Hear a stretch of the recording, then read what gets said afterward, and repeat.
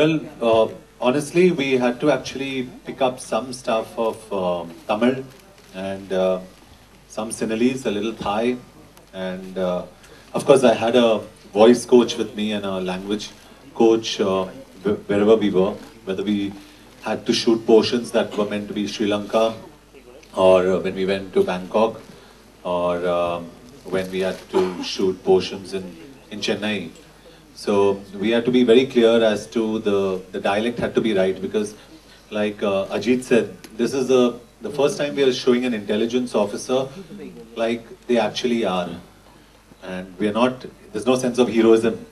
This is a true intelligence officer, and Shoojit did enough research to, his first point was lose all the weight you've got. You know, just look like a regular guy, and that's most important. इस film में bike चलाई मैंने because most intelligence officers usually have simple motorcycles to ride or scooters, if honest. Gee, I think potholes you should hold the government up, and I seriously think someone should sue the government for such bad roads. As far as me riding a bike is concerned, नहीं मैं नहीं चलाता अभी monsoons में bike, क्योंकि battery को मैं disconnect करके साइड में रखता हूँ मानसून्स में.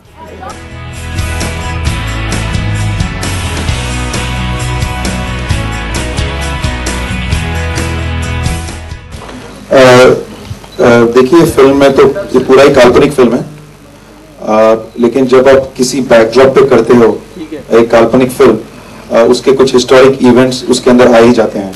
सो वैसे कुछ इवेंट्स जरूर हैं, बिकॉज जॉन श्रीलंका के अंदर जा रहे हैं और सिविल वॉर चल रहा है. सो द पॉलिटिकल सिनेरियोस के कुछ स्ट्रिंग्स, कुछ मोमेंट्स जरूर इसके अंदर अटैच्ड हैं, और वो काल्पनिक तौर में आ जाते हैं. यानी वो तमिलनाडु और अन्ना का जिक्र और उसके बाद जी बिकॉज आप श्रीलंका में हैं और सिविल वॉर है, तो डेफिनेटली रिबल ग्रुप्स का एक जिक्र जरूर आ जाएगा. तो पूरी फिल्म काल्पनिक है, लेकिन इसका जो बैकड्रॉप है वो डेफिनेटली सच्चाई है.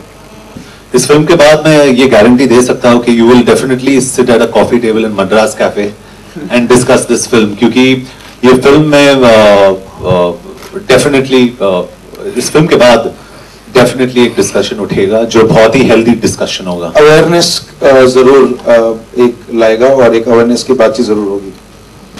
जो भी हो रहा है around your country, what's happening all around, I mean you know politically क्या हो रहा है, और कैसे तमिल प्रॉब्लम्स हैं, कैसे है, मतलब क्या क्या उनके साथ हुए हैं, क्या हुआ, ऑल दिस इश्यूज शायद आपके सामने आएगा, जो शायद आपको थोड़ा पिक्चर्स, पुराने पिक्चर्स आएंगे आपके सामने, आपके जहन में, और आप शायद उसको सोचें और डिस्कस भी करें.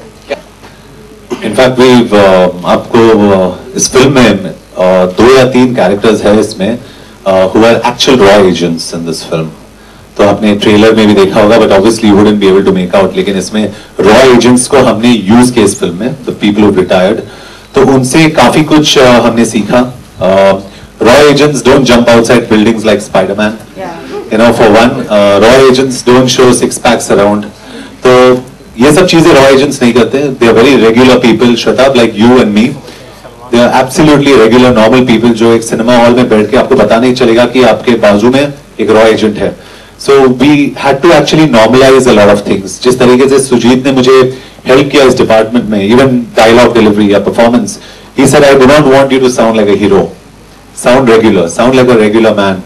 So I think we've used a lot of the body language of how a raw agent works. जैसे even if he's sitting, his eyes are on a 180 and a 360 24/7 of the time. So these little nuances we've used.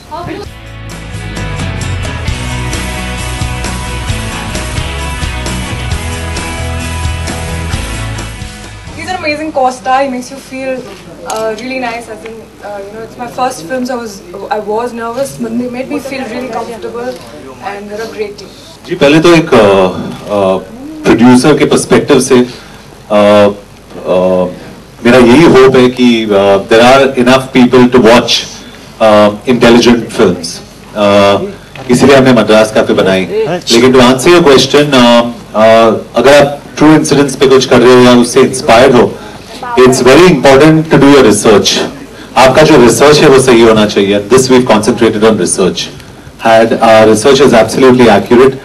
Sujit and in fact Ronnie जो वहां पे खड़े हैं, is actually the creative powerhouse behind everything.